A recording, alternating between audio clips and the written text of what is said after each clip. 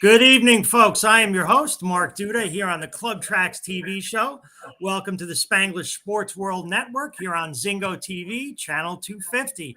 Please remember to download Zingo TV app from the respective iOS and Android app stores. The app is absolutely free. While you download, make sure to rate and leave us a comment. Zingo TV is also available on Google Chromecast, Amazon Fire TV Stick. Roku and Roku sticks are also available on all smart TVs from 2016 forward. So good evening. We have a great show tonight. Before we start, I want to introduce our incredibly talented co-anchor here tonight, Mak London. Mak, how you doing? I'm fantastic. How you doing, Mark? Thanks for having me. Oh yeah, it's an honor, absolutely, and certainly joining us here today. Super interesting guest. He's a lawyer, a writer, a filmmaker, a musician. He's also known as the kid who interviewed John Lennon. How cool is that? At 14 years old, is what I understand. And so he's produced and starred in the animated short I Met the Walrus, about meeting John and Yoko. And please welcome Jerry Levitan to the show. Woo! Hey. Hi, happy to be here. Hi, Jerry. Hello. It's an honor to have you on, man. And what a neat career. And you've done so many things. So we want to try and hit it all aspects of it here. But I understand you're in Toronto tonight. Is that where you're from originally? Yeah, I was born in Toronto and I'm still here. Okay, excellent. Hey, I'm from New York myself. I spent most of my life over here. You have any experience in New York City? Oh my God, a lot of experience in New York. Well, one of the things I would do is from time to time I would visit, certain people in New York and some filmmakers and collaborators. And there was one time when I was in New York and Yoko Ono heard that I was there, and she invited me to the Dakota and spend some time with her in the home of John Lennon and Yoko Ono. Amazing. Yeah. It really is a trip. And I mean, you were a young man at the time, right? I mean, how old were you when this all went down? 14. Unbelievable. And I'm a little bit older than that now. But surprisingly well preserved for a rocker. I must tell you that, Jerry. Well, you can only see me from here up. Yeah, that's true. So that is really cool. And I imagine you were a Beatles fan at that point. I mean, I know I was into music heavy by the time I was 11 or 12. So right. Well, it was 1969. The Beatles were beginning to record Abbey Road, which was their last album that they recorded together. Right. Nothing was bigger than the Beatles. Still is true in a certain sense. But at the time, the Beatles were gods walking on the earth. And not just for kids. I mean, not everybody loved the Beatles, but most people did. Most kids did. But there was a recognition amongst kids, younger people, and parents and grandparents that the Beatles weren't just a group, that they were a social phenomenon. Yeah. They were having an impact not just on kids who wanted to buy records, but how they dressed, how they thought, their emotional makeup, all of those kind of things. And so it was 1969. It was a Sunday night. I was taking a shower, and I was listening to the local FM station in Toronto, which was the only game in town. And the DJ came on and said, someone just called in to say that they thought they spotted John Lennon and Yoko Ono at the Toronto airport. We're going to try to check it out. And then he played some Beatles song. That's all I needed to hear. Wow. And I started planning not to go to school the next morning. I didn't tell my parents. I didn't tell my brother and sister. That's right. And I snuck into my brother's room and took his Super 8 camera and my sister's Kodak Brownie camera that you'd have to hang around your neck type of thing. And I wanted to look like a reporter. And it's a very long story, but I'll cut it to this point. I went 7 a.m. I went to the King Edward Hotel in downtown Toronto because that's where I thought they would be if they were here, because that's where the Beatles stayed in Toronto when they last played Toronto. Okay. I went to the top floor and knocked on every door, woke up a ton of people, people in their underwear, whatever, Yeah. until I actually, believe it or not, found him. Yeah. And he and Yoko thought it was so cool. And I've talked to Yoko since, who just thought it was the funniest thing, and they thought I was a cute kid and very Did the brave. cleaning lady tip you off? Did she tell you what number the room was? Yeah, and exactly. You see, you've done your research, Mac. Okay? Yeah, no. So I was going down from floor to floor, and then I think it was a Scottish cleaning lady. She was either Scottish or Irish, and she saw me knocking on all these doors, and she said, "Are you looking for the Beatle?" And I said, "Yeah." She said, "He's in room, whatever. Don't tell anyone I told you." So she, bless her soul, wherever she is now, she's the one who tipped me off there. And he let me, to make this very long story short, he and Yoko let me stay there with them for the better part of the day, and then to come back later on to do a 30-minute taped interview with. And you breezed by every single reporter from like the New York Times and everybody, and just said, I have an appointment at 6 p.m. I gotta go. Yeah, and at that point, you're right. And at that point, I was trying to walk past the chairs that were in a row with New York Times reporter, whatever, because they were waiting. The American media was waiting for John Lennon to take a position on the Vietnam War. They could feel it, right? He was becoming more and more political, and he had made all these political comments. And as I'm walking by them, because I had an appointment at 6 p.m., one reporter grabbed me, says, "Where are you going?" And I said, "I have an appointment at 6." And they all started laughing. And then the door opened up, and it was the Beatles PR guy, a guy called Derek Taylor. He says, "Where is the lad?" And I said, "Right here." And I went in, and the rest is sort of pop history. It's so funny how, because now, and I know we'll get to it. I mean, it's coming full circle with the politics and everything. But, at that particular time, I mean, the Beatles, as big as they were and still are, sort of letting their political views be known and wanting to have influence and wanting to contribute to what was going on in the world at that time. And that was something we hadn't seen a lot of in mainstream pop music. There was always the songs of struggle that came from, other segments of the population, maybe, singing about things but never somebody really stepping out, the way he did, where, the FBI had a file on the guy, right? He's subversive. He's, he has his own agenda. Were you aware of, at that time, of what was happening politically with the Beatles that? Yeah. Well, first of all, I was a very in tune kid. So, I read whatever I could read about the Beatles as quickly as possible. Try to get as much news. But, just going back a couple of years, when John Lennon said, he did an interview in Britain and said that for kids, the Beatles were more relevant than Jesus Christ. And that caused such a tumultuous impact. And, just everything the Beatles did that were outside of the music sphere. So, for example, when Yoko Ono came on the scene and they did their Bed In and various other, the Naked album and all that kind of stuff, it made headlines in newspapers around the world. It was very controversial, for sure. Yeah. Crazy John Lennon or whatever, so anything that, and it's just a testament to how big they were and how influential they were. And Mark, when you talked about the FBI file, it's fascinating to me.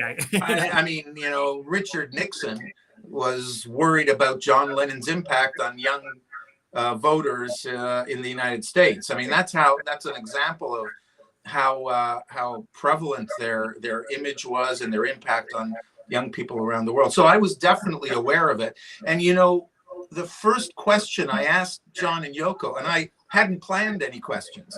I was busy the whole day doing stuff. And I was, when I got in the room and Derek Taylor sat me down, and there was a radio reporter that I called who brought a tape recorder. They set up the microphone. He said, John Yoko just getting dressed. They'll be out in a second.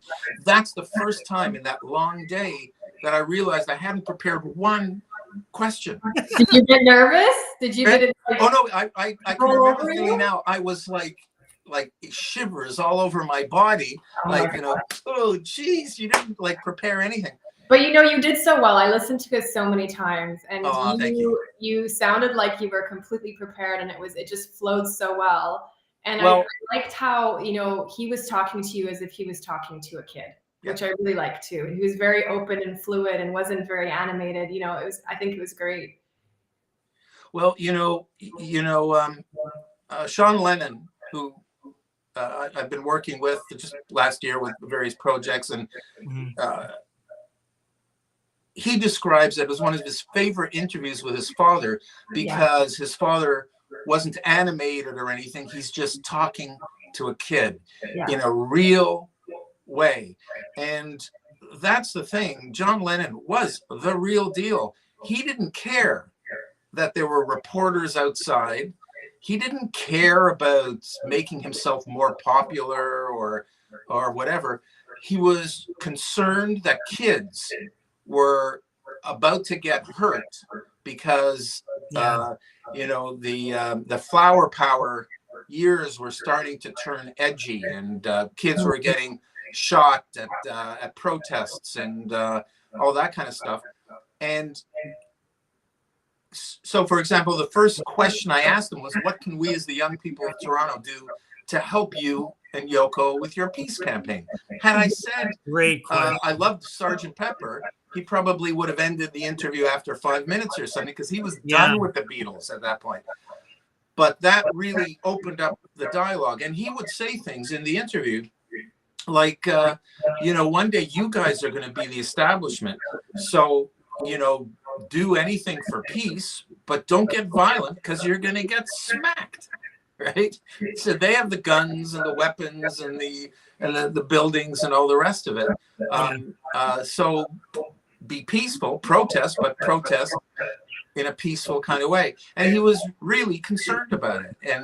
And when you hear Mak, like you listen to the interview, I don't know if you listen to the full 30-minute interview or just the 5-minute animated short, but in the full interview, you hear a guy in a sort of uncle kind of a way trying to talk me down and say, you know, just, you know, we're not the best things on earth, you know, like I was reading into. I said, hey, and back in the USSR, were you guys talking about this, or you know, Revolution #9, were you telling me that? He says, we're just 4 guys, you know, that's it.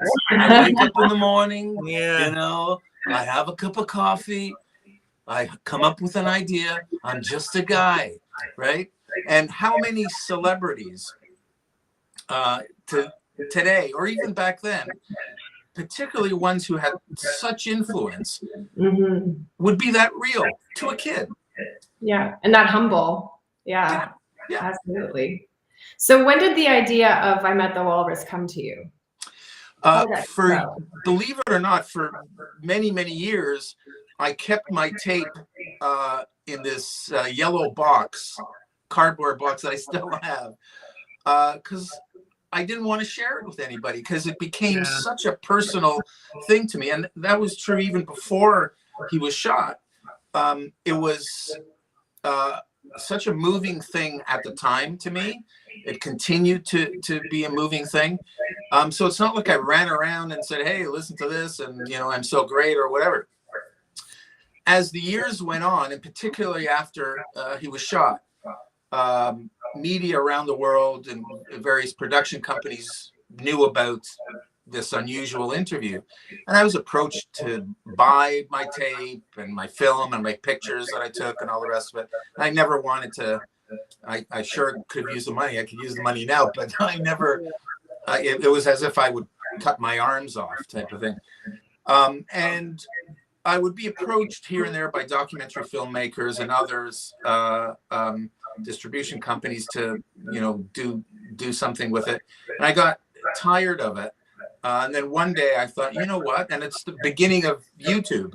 I thought, you know what? I'm just going to get a couple of artists in Toronto and animate it and cut it down to 5 minutes or whatever and dump it on YouTube, and it'll be something for my kids. I didn't want to do anything, just boring and simple, just like a dumb documentary or something.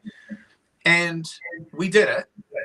And next thing I knew, I was getting emails and calls from film festivals around the world. Wow. Korea, South Africa, Saudi Arabia, not Saudi Arabia, a different Arabic country. It might have been the Kuwait. I can't remember. And it was just out of control. And to make another long part of the story short, one day I got a call from Los Angeles, and it was the Academy Awards, saying that we were shortlisted for an Academy Award. And I said, sorry, shortlisted. So like, how many, what does that mean? Well, you're one of 10 films that we've selected as the best short animated film. Animated short, okay. Right. And I said, so does that mean, because there are 5 nominations, does that mean I got a 50% shot at being nominated for my film being nominated for an Oscar? He says, that's right. And I'm not going to repeat on air what I said, but it was colorful. Anyways, wow. And that was this crazy journey without publicists and without a company behind me or anything. And what it really was a testament to was the power of John Lennon, the power of the Beatles. And at one point I got a call from one of the members of the short animated section of the Academy Awards, who called me to say, our group that vote on films are screening your film right now, and several of the guys, of the people there, are crying because they're hearing the voice of John Lennon again. Anyways, I could go on, as you can tell. The serendipity is crazy, too, just in this notion that you threw a camera around your neck and you cut school one day and you go down there and all of these things begin to just sort of fall in place, and you've had lifelong friendships with the family now and everything else. It's that whole part of it, that serendipity part of it, is just so rock and roll, and knocking on the hotel doors, it's all of it, man. Yeah. And you say people were crying. I remember because he did have an impact, right? The Beatles were off of the entertainment pages and onto the front pages, and they had enormous social impact. And I remember I remember teachers crying at the school I went to, and you just remember people crying when they heard his voice. But it was probably then that I became aware as a very young kid that the Beatles were special, that John Lennon was really special, and he's resonated for many 2-3 generations now, right? And he's huge. Everybody knows who he is. So what has it been like since his passing, dealing with the family, and how you still stayed in touch with them over the years? How has that relationship developed? Well, when I made I'm at the Walrus, obviously I hadn't been in touch with Yoko. I was 14, and then many years passed by. When I made I'm at the Walrus, I didn't know where it was going to go, but out of deference and respect to her and John, I sent it to her offices, and I didn't hear back. But with a long letter saying, I was the kid and all this stuff. And then when it was nominated for an Oscar, it was a really heavy scene. Without getting into all the minutia of that, but it's heavy when a film is nominated for an Oscar. Everybody gets into the act, and there's a bureaucracy involved with the Oscars and all the rest of it. And there were some heavy things going on with lawyers, and I was in touch with Yoko's lawyer and the John Lennon estate lawyer, who I'm friends with. And at one point there was an issue about a company wanted to include the film in a film that included all of the short animated films or whatever. And I said, I'm not going to agree to anything unless Yoko Ono agrees to it out of deference. And people were being very heavy with me. And then ultimately the message was that I've always handled the material with integrity. And this was a message coming from Yoko. And I could do what I want with it. So that started with a great relationship. Then when I was nominated for an Emmy, she was in touch and, congratulated me. And then a few years later, there were a few other things where, her lawyer needed something with my material, and I was happy to share it. And then one day I had an idea to do a short animated film with one of Yoko's prose. She's a prolific writer of prose and poetry. And that one was beautiful too. Right. And there was a film, a prose called My Hometown. And I thought it would be great to animate it. Contacted her. She was happy to do it. She did the voiceovers. She allowed us to use John's acoustic strumming and picking to the background of a song. It was the flip side of Give Peace a Chance, a Yoko song called Remember Love.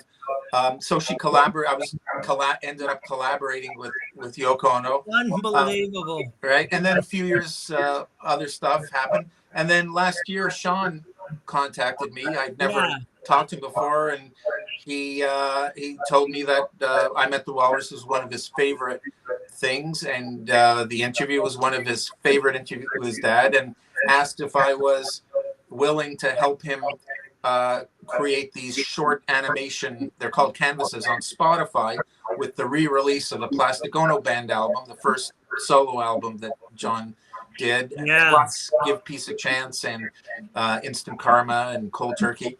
And I did that. And imagine this, given my history, but for anybody, I spent countless hours with the son of John Lennon, listening to his dad's songs, talking about, well, maybe animation should be this, or ideas or whatever. Like, even when I talk about it now, it's like, it's nuts, right? What a trip. Yeah. Those animations are incredible. I just posted one on one of my stories on Instagram. They're great. They're fantastic. And it's all Sean.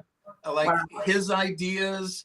He's so creative, and just like his dad and his mom. Is his worldview in the same sort of place? Because Yoko seems like her worldview and her message has stayed pretty intact over the years. Is that sort of Sean's headspace as well? He's a quiet man, so you don't hear much from him. He's real. He's a real guy, right? Yeah. You can talk whatever you want to talk about. He's well versed in economics, in filmmaking, in the history of filmmaking, in the arts in general. He's a superb musician and songwriter. Superb. I encourage anybody to YouTube search him doing his dad's song Isolation. Okay. It's brilliant. It's brilliant. So he's just a great, humble, just like his dad, humble guy. It's beautiful to hear. Wow. Yeah, and what about your impressions when, as a kid? What about your impressions? Because I remember, like, my childhood hero was Rod Carew. He's the baseball player. I met him. I had a mouthful of marbles, right? But you did a half-hour interview. So what were your impressions of him? How did he set you so at ease? Well, first of all, in the beginning part of the day, so I was there. There were a couple of press people and some record company people in the room. And then the Beatles PR guy said everybody has to leave because John and Yoko had to go to customs at the airport. I took my sweet time getting out of that suite, right? So there were a number of rooms or whatever, and I was picking up my bag and whatever, to the point where I was the only one left in the room. John and Yoko were somewhere. Derek Taylor was somewhere. And I took the long way out of the hotel suite. And I passed, rather than go directly to the door, I passed a bedroom. And picture this. John Lennon was trying to push this sea chest, onto the bed and was having trouble. He said, "Hey, lad, give me a hand." So I was helping him, and we're nose to nose. We're bloody nose to nose, helping him push it onto the bed. And at that moment, I said, "Can I come back later with a tape recorder and interview you and Yoko about peace?" And he said, "Yeah, great idea. Yoko, Derek." They come running in, and his kid's in the bedroom, right? And he says to Yoko, "The kid's got a good idea. He'll come back with a tape recorder, interview us about peace." And she said, "Yeah, good idea." He said, Derek set it up. He walked me to the door and said, "Come back at 6 o'clock." Anyways, I forget what your question was, Mark, but why I started telling that he story. really set you at ease, obviously. Oh, right. You're So already he set it up in a way that he was easygoing with me, right? Clearly liked me, and Yoko liked me, so there was no pressure. When I came back, it was now clear that John Yoko were in Toronto. The word was out. King Street, in front of the King Edward Hotel, was pandemonium. Cops, Toronto cops on horses, barricaded all over the place. So how did you get in? Did you have like a badge or something? How did you get into? Well, I sort of snuck in. There was now security. There wasn't before, but I met the radio station DJ who brought the tape recorder, and he had a press pass. So I was supposed to meet him at the bar. Like, even now when you think about it, 14, right? Yeah, 14 kid, meet me at the bar. Anyway, we went up, and the elevator stopped where whatever the floor was. The doors opened. I bounded outside, and a cop with his hands like this shoved it to my chest, and I fell on the floor. The radio guy took out his press pass. He says, "No, he's with me. It's the press." We got out. On one side of the hall were kids barricaded with cops. Wow. And then we had to go to the other side. And that's when I saw, like, Mak, you asked the question about the reporters there, a row of about 50 reporters in single file chairs leading up to the door of the suite. When I got in, Derek Taylor sat me down. There was a Capitol Records guy in the room, and I think that's it. And the DJ set up the microphone. And then, like I said, that's when I realized I hadn't prepared a question.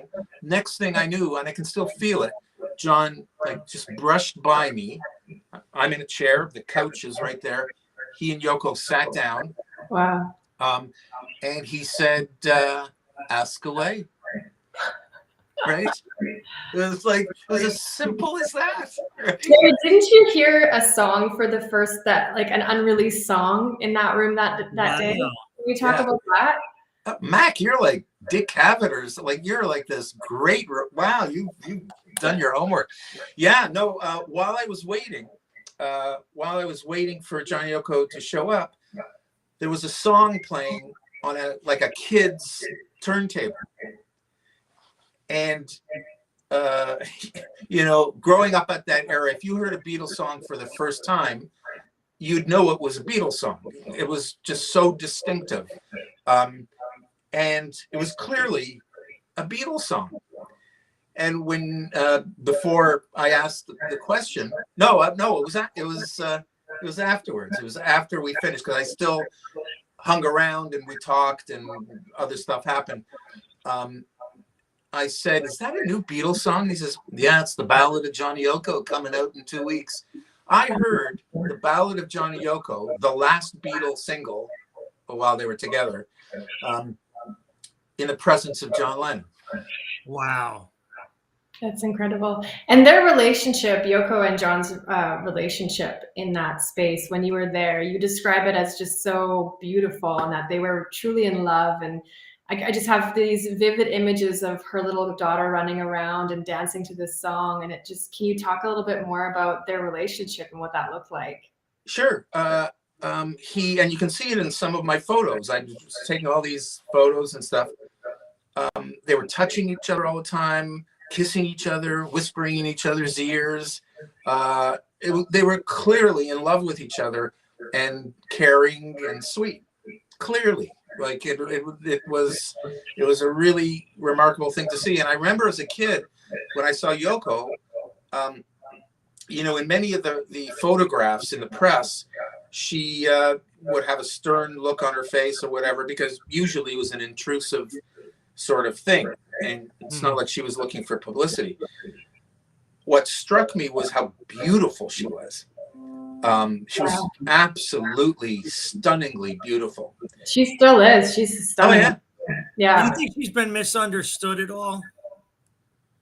She is one of the most, and this directly relates to what you're doing, Mac, about empowering women.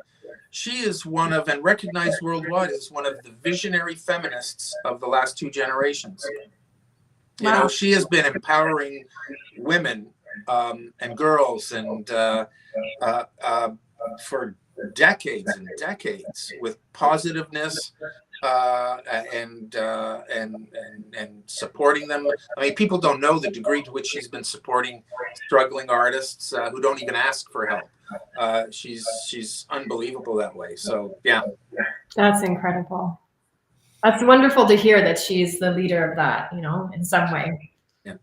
All these years later, yeah. And you know, speaking of which, I mean, Jerry, it's fascinating to me that you've made a few children's records, and I know that's kind of a hard turn, but we're talking about somebody else's music. I did listen to a bunch of your music. I thought it was neat, man. And listen, I've got 2 kids, and they're 14 and 12, and I love that there's music out there for kids. What inspired you to do that? Well, I always would make up songs for my kids when they were young. Me too. Yeah. I was just going to say, I suspect both of you. Yeah. I'm always grabbing the guitar, and then one of them's like, sing a song about a banana. Yeah. There I am, singing a song about a banana. And when you're a creative person, like the two of you are, and I guess like me, that's actually really good. What better way to give joy to your kids and want them to be creative and open-minded than to do creative things? So I would make up stories with my kids, bedtime stories, you know, about different kind of children doing stuff in the park or whatever, and I would make up songs. So, in more relatively recent years, my daughter Jamie, who at the time would have been about 4 or 5, I wrote a couple of songs, and I happened, because I'm a lawyer, I was representing a pretty important Canadian manager of rock bands. So I was representing him, and he was over one day to my house, and I'm just playing the guitar, and he said, "What's that?" And I said, "Oh, it's the tune of a song I wrote." And he said, "Well, what are the lyrics?" And I sang it. It was a kid song. He says, "You know what? Let's record it." And I went to a recording studio with a musician who also had a recording studio, who was in a band called Glue Leg, my friend Ruben, who we're friends to this day. And we did that song, and then I did another song, and then he said, "Hey, dude, make a children's album." So we just kept on doing it over the years, and we're still. I just did another one. Not that I have plans for another album, but I did another one with him just the other day about an ancient Portuguese legend. So it just started happening. And, so Darren, you're clearly so artistic and a creative and expressive. So how does that translate to law? Like, where at one point you shifted and went into the legal world? How did that happen? Well, another one of my heroes was H.E.R. And a side story, I'm instrumental, the former Prime Minister of Canada, father of Justin Trudeau, he was very inspiring to kids in the 60s and early 70s in Canada, because he was definitely unusual. And in my full interview, I tell John, I said, you should meet our Prime Minister. He's really cool. And John said, "Yeah, I heard he was dancing behind the Queen or whatever." And then at one point he and Yoko say, "Well, if kids like that, like this guy, thinks he's cool, maybe we should meet him," because they were on the peace campaign. And ultimately they did meet a few months later. And I always felt responsible for John Lennon wanting to meet Pierre Trudeau. In later years, when I first was approached to run for politics a number of years ago, I wanted to meet Trudeau because he was already retired. And I said, that's why I'm a Liberal. So it was arranged for me to meet with him, and we talked about it. And I told him that I was responsible for it or whatever. Anyways, I became a lawyer because I wanted to be like Trudeau. I didn't think I had the talent to be like John Lennon. So that's why I became a lawyer, not to just be a lawyer, but to ultimately run for politics. And but being a lawyer isn't always fun. In fact, most of the time it's not fun, principally because you got to deal with other lawyers, right?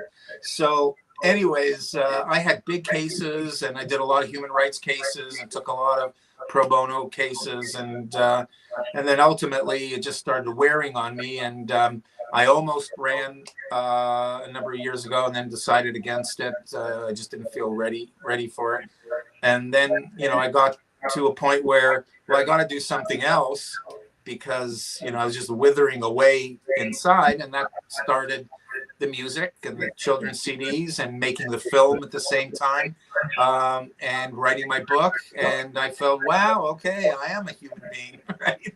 Yeah. You can express yourself and feel real.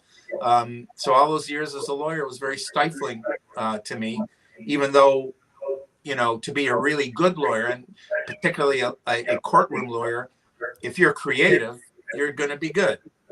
Right? Because if you're just by the book, you're just another lawyer. So I was a pretty creative lawyer, but it wasn't really what I wanted to be. So that led me to all those artistic things. But hey, you got to make a living, right? You got to make the boat float, Jerry. Yeah. Well, I mean, the artistic pursuits are great. And I think it's part of, you wouldn't be the lawyer you were or the activist you were if it weren't for these other things in your life and all the things you are that make you, you know what I mean? Yeah. Interesting to me, though, is, right, so your drive behind wanting to get involved in the legal profession was more of an altruistic drive, not I'm going to become a lawyer and be a bad guy and get rich, right? And so is that the same reason why you're looking at why public service is important to you? Why is public service important to you? Well, I've always been interested in politics, stemming from Pierre Trudeau. As a kid, just, wow, we got this cool prime minister, and he just said interesting things or whatever. So I've always been interested in it. But, it got to a point, the world was falling apart sort of before the pandemic. And, Yes. There were cuts in Ontario. We have a conservative government, and they were starting to make cuts into healthcare and education. And at the time, I had she's now 10. My daughter is 10. My youngest daughter is 10. And I saw that budget cuts to education were starting to happen, just like they happened years before, which was a terrible thing for kids and especially schools. in the arts. Yeah, say that, right. Yeah, the first thing to go is the music room and instruments and all those things. We lost Mark there, I think. We did. We lost him. Now we have a one-on-one. Now we can talk about your music. Oh my gosh. Maybe at the end. No, but keep going. So it started to bother me. It's not like I'm 30 or 40 anymore. And I knew I had some skills, and I thought maybe this is the right time to try to make a difference with the skills I had to do my part to make this world a little bit better for my kids and my grandkids, and then other kids and other families. So that started me thinking, and then I talked to some people, and next thing I knew, I became the Liberal candidate for the riding of Davenport in downtown Toronto, a really, really important riding that has a diverse cultural demographic, and I threw my hat in the ring, and I'm in it, and there's an election on June 2, and incredible. And the interesting thing, one of the many interesting things about Davenport is it has the largest community of artists in the country, Oh, musicians, wow. dancers, filmmakers, writers, and that's important to me. So, Yeah. and the big music venues too. And, you know, I've been a lawyer for music venues in Toronto, and many of them all over the place are disappearing. And now with the pandemic, it became a really critical thing. So the arts are important, and to make sure that working artists are working and they're able to sustain themselves and have a nurturing environment, because, you know, whatever is good for artists is good for us, and it lifts us up. Absolutely. And in these dark times, I'd rather hear someone sing or watch someone dance or read a book or see a film than just listen to CNN. Well, exactly. So what has been one of your biggest challenges in getting into politics, and specifically now with the pandemic and it, you know, almost ending? We don't know where we are. You know, how has that impacted you? Well, that's a really good question, Mac. A really good question, because you couldn't at the beginning, for the first year and a half of the pandemic, knock on doors. Right. So there were a lot of phone calls, reaching people, which isn't the best way to communicate. Mark, you're back. I'm sorry, I lost power. No. Now I'm back. I didn't have any battery power, of course, because I'm just a singer in a rock and roll band, and we don't plan that well. Well, you have the power of love. That's what you have. Yeah, that's for sure. Right. That's for sure. So we're just talking about politics, and Mac asked me about the challenges. So most part of the pandemic couldn't knock on doors, right? Or if you went outside, you had to keep your distance with a mask on. It's not the best way to communicate. It's opened up now. So I've been, in fact, today I was knocking on doors for a few hours, and yesterday a few hours. Wow. The biggest challenge, well, it didn't really become a challenge becoming the Liberal nominee. I was wanted to be the nominee, and it happened. The next challenge is to try to get people to vote for you, and it's a long process. You have to raise money, unfortunately, because to have a campaign, you have to have signs and an office and all those things. You have to get volunteers, which isn't always easy. And you have to go up against an opponent or opponents. So to that extent, it's a challenge, and the election's going to be coming up pretty soon. It's June 2nd. So, you know, there's a lot to do. And I guess, you know, it took me a while to answer your question, Mac, but now that I thought of it, because it really is a really excellent question. The challenge is to convince as many people and many diverse people as possible that you care, that you have ideas, and that you want to fight for them. And that's the challenge, which isn't really that hard for me, because I'm sincere about it. Spoken, you're eloquent, you know what you're talking about, and you've had so much experience and so many wonderful things happen to you through your life. So yeah, I'm not doing this for glory, right? Like or for another press interview about I'm running for Davenport or whatever, because my history is such that I've had enough interviews in the press because of the John Lennon stuff, and so I'm not doing it for the minor fame you get in politics. I'm doing it for a really good reason, right? And your beliefs are well aligned with the party. That was a smooth sort of transition for you, or in picking up the mantle, you're not departing from any of your strongly held beliefs. Absolutely. The leader of the Ontario Liberal Party is a guy called Stephen Del Duca. I've gotten to know him really well. All the candidates have gotten to know him really well. He's intelligent. He wants to be bold. He's got 2 young kids.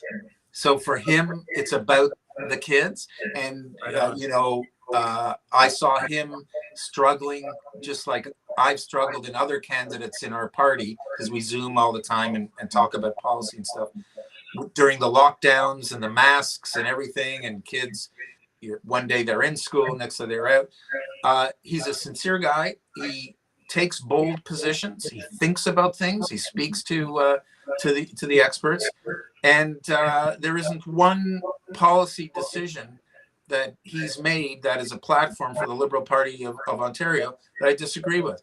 And I'm actually part of a group developing policy for housing, because housing affordability is clearly one of the great crises of our time, particularly for younger people trying to get into the housing market or renting or whatever it is, and transportation. So I'm part of. He's open to candidates developing policy and speaking to groups and all the rest of it. So that part of it is fun. That's the reward, right? Yeah, it's funny. If I was in a party like the Conservative Party or even the NDP, if I could be political for a second, I know that those leaders in those two parties, their candidates haven't always been happy with policy decisions. And there's been turmoil on both sides, both the NDP and the Conservatives. That's not the case here. So I'm lucky to that extent, and it makes it easier for me to tell people why I'm in the Liberal Party and why the Liberals should win and why you should vote for me. It's a really easy thing for me to do. Not as easy to run up a whole bunch of stairs, but just like looking at your career and you as a person kind of from a bird's eye and just meeting you for the first time, I can see how you're meeting with John Lennon and now with Pierre Trudeau and those influences, how that has impacted you, and bits of their spirit and their soul are within you. And now you're carrying on that mantle. It's really beautiful. It's a great observation, Mak. Yeah. Thank you. So that's it. That's the reward, right? And that's plenty. I think, it's one of these things. Part of us as artists is that you're always chasing something bigger than yourself, right? We want to be remembered, and so what would you like to be remembered for when all of it's said and done? Oh, gee, a good dad. Yeah, right on. Right? Yeah, right. That's the most important job. Yep. Is there anything more important than that? I'm trying to remember. There was a rocker who I heard an interview with. Might have been one of the Led Zeppelin guys, and he was asked a question about similar to that and about celebrity, and he said, "Oh, come on, once I'm gone, I'm gone." Like can't take it with you. You can't take it with you, and right. What do I care about what I've done? I got kids. I just hope they're okay, right? I can't remember who it was. I think it was one of the Led Zeppelin guys, and it was like, wow. Yeah, absolutely. And there is that hope, I think, and that ego, though, of a lot of artists where you do hope something you create maybe lives on after you, right? Like somebody maybe puts on your record a few years after you're gone, or puts in that interview you did, and there's a piece of you still floating around that's left to do some good, the good it did in the first place, I think that's it. Is it being just like Lennon, right? Yeah. Yeah. Well, that's the thing the three of us have in common. Because the creative stuff that we've done and that we do, we know where it came from. It came from inside of us, and we can't figure out exactly where it came from, but and that it was real and it was important for us to express ourselves. And that's a good thing, unless we're expressing something hateful, right? Sure. But that's a good thing. And isn't it what the world needs? I mean, this world is falling apart. It really is. Right? That's the reason that I started making my album, is I wanted to give back in some way and just uplift people, or at least empower Yeah, absolutely. I think we owe it to our planet and to humanity to do something, whatever we can do, right? Whether it's politics or the arts or, economics, it doesn't matter. It's whatever our purpose is, right? Right. How great is it? And we know this experience when, you play with musicians or you make a film with other, where you collaborate with people or whatever, and you see people smile at what you've done, or be impacted by what you've done, or you're connecting with the Mark, you know this, and Mac, you know it too. When you're in a band and you're playing music, and every now and then you're in sync in a language in a language that you cannot define. Yeah, right. It's a tribe. Yeah, it connects to some other universe. Right. And if we were more like that on this unhappy planet right now, right, then things would be better. Well, it's why it's important that we go after stuff like education for the arts and empowerment for women. I mean, Mac, I know that, you know, when I've come up and, you know, one of my highlights was I did a duet a couple of years ago with H.E.R from, you know, from the 70s. You know, she was in the band with Joan Jett and the Runaways, you know. Right. We talked to her about how she would think she was at a disadvantage back in those days, because she said she'd be in a recording studio full of men and they all got to meet each other at this one time, but their journey in terms of what they had to do to get to that place so that they could meet and so that they could sort of feel equal was so different. And what was important to her was just to let people know to maybe consider that. So you may say that you don't see gender, or you don't see color, you don't see something like that, but sometimes the problem is that we don't see it, right? And so, you know, I know you have a new show coming up, and I just wanted to talk to you for a couple minutes about why you wanted to do that, and you know, why we're kind of all on the same page here with what we're trying to do. Well, you know what, I have been so moved by females that are around me in the arts and entertainment world. And I mean, everywhere you look, there's powerful women. And I think that they just need to be celebrated and highlighted. And so I am looking forward to starting, we're in production, pre-production right now. The show is called The Mak London Show. And I'm going to be interviewing powerful women in not only the entertainment world, but in politics and entrepreneurs, you know, everybody that is doing something amazing, astronauts. Like, we've got the most incredible roster of females, and I just can't wait to inspire not only my generation, but our youth. Our youth need to see these incredible females doing amazing things and rocking out. And it's not just about a pretty photo on Instagram. It is about what you're doing with your life. And so that's what I want to showcase, and I'm so excited. That is awesome. And again, as a father of a young woman who I want nothing more for her to be empowered and happy and to thrive. We definitely could use more of that. Both of you guys. Yeah, both of you guys. Jerry, hey, if somebody wants to, we're just about out of time, but if somebody wants to kind of stay in touch with what you're doing, what you're up to musically, journalistically, film, politically, how do they, you know, what are your, give us the URLs and the places we can go stay in touch with you. Well, my campaign site is jerrylevitan.ca. And so you can, not that it's the most it's a political website, right? So it's not exhaustive about what I'm doing, but you can get in touch with me through there. You can check out my children's site. It's Sir-Jerry with a J.com. Right. I'm so excited about that, Jerry. I'm going to be pumping it. I'm all about the queen. Hey, maybe we'll do a song together about empowering girls. You know, I'm on Instagram and Twitter and Facebook. And I just wanted to just go back to Mac for a second about empowering women. You know, in the Ontario Liberal Party, we haven't nominated all the candidates yet, but something like 65% of our nominated candidates are women. And it was a big push by Stephen Del Duca to have more women than men and more younger people as candidates. And I'm in the minority, right?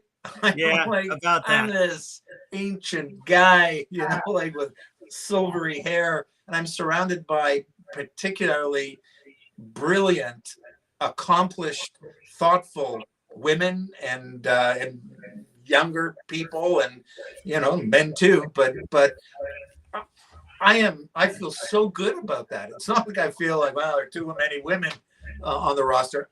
It's great.